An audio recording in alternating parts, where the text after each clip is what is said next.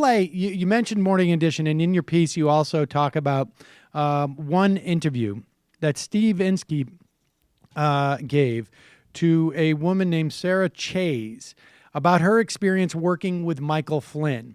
And I guess Chayes is I didn't even mention she's actually a former NPR employee. So there's kind of like another. She was actually honorable, but anyway, I guess she was. I don't know. We'll talk. Let's about listen it. to it. This is a 2.5 minute clip, but it really is stunning. And this is was on the 18th, I guess, the day or so after Flynn was right. Well, not even nominated, chosen. I mean, he doesn't have to be confirmed.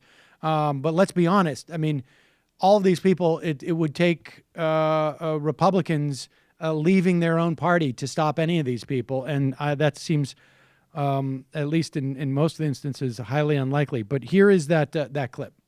Although many people have been dismayed by him in the military in the last year or so as he supported Donald Trump, he was considered a brilliant military officer before that. He was.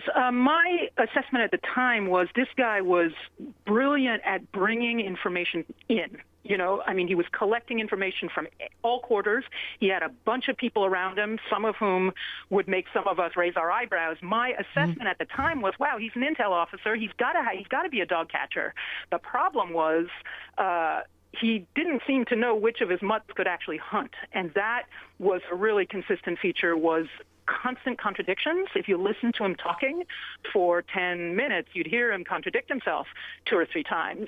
Again, as an intelligence officer, the way I rationalized it was, well, he's got to get this stuff inside his brain.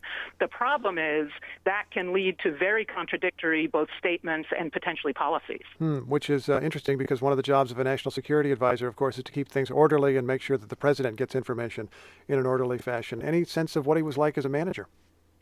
Orderly, he was not. No? You're saying that what do you mean by that? Anything but. I mean, remember Linus in the Snoopy and the Charlie Brown cartoons? Mm-hmm. Something like that. Do you mean to say Pigpen? The one, Pigpen. Okay, the kid who was a little right. dirty. Okay, so you're saying that things were a little chaotic around General Flynn, but you found this guy to be extraordinarily enthusiastic. Let me ask another thing. Because of some of General Flynn's statements about Muslims, people are going to be asked if he is prejudiced in some way. There you are with him in Afghanistan. He's with American troops, a few of whom would be Muslim. He's in an overwhelmingly Muslim country. How did he handle that? I never found him in his personal dealings to be prejudiced, either in terms of religion, race, or in particular gender. I mean, interestingly, the intelligence community within the Army is one of the ones where women really can rise to the top. And Flynn always surrounded himself with women and often said, look, it's just diversity isn't even an issue because there's too much talent. I can't afford to lose the potential talent. So on a personal level, I never saw him behave in discriminatory ways. In just a few seconds, as someone who knows General Flynn, when you heard news of his selection, were you reassured, happy, disturbed, troubled, many questions? How would you phrase it? My heart sank. Really? Why? Everything I just said. The NSA is an institution that, first of all, has to keep the trains running. That's the first job of the National Security Advisor, is to make that National Security Council run. Okay. Flynn can't make anything run. Okay. Sarah, got to stop you there because of the clock, but thank you very much. Really appreciate it. Good talking to you. Pleasure. Thank you. You cut off my favorite part at the beginning, where like they took like 30 seconds of precious time talking about how fun he was in the office. Yes. Well, I mean, their desks faced each other, and he was fun. But what struck me was that Inskeep did not hear what she was saying about he would bring sources in that would raise eyebrows. In other words, he would be taking stuff from freaks and crap. People who were who might be shady, that's what raised eyebrows mean, and then saying he's a dog catcher. The problem is he didn't know which dog was actually a dog and which one was obviously his job.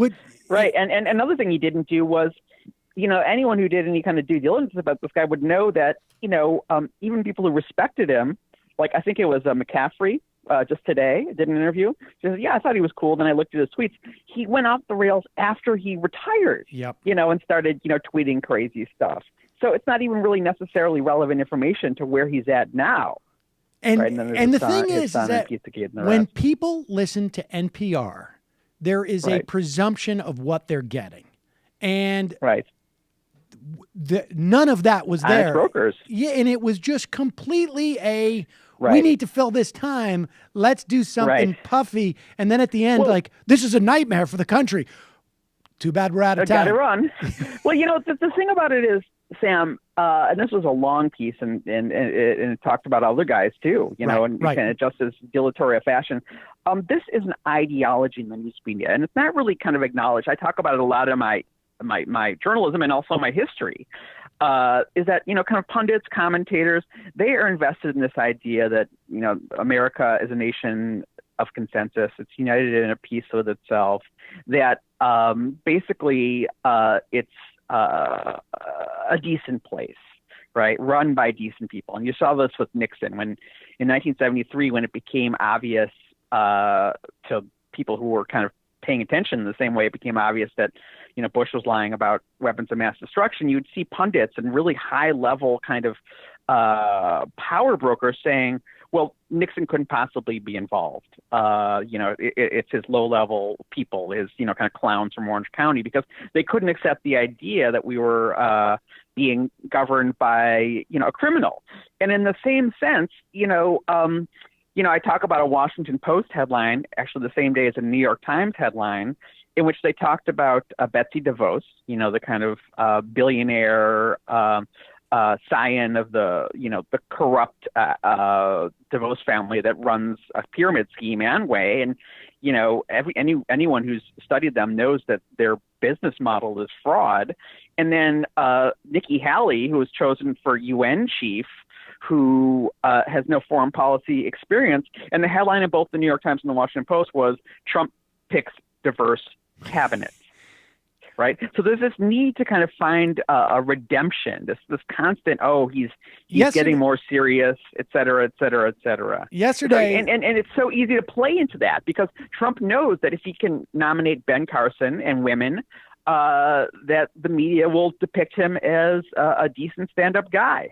Yesterday, the Times, the first headline announcing the pick of Scott Pruitt was climate change dissenter.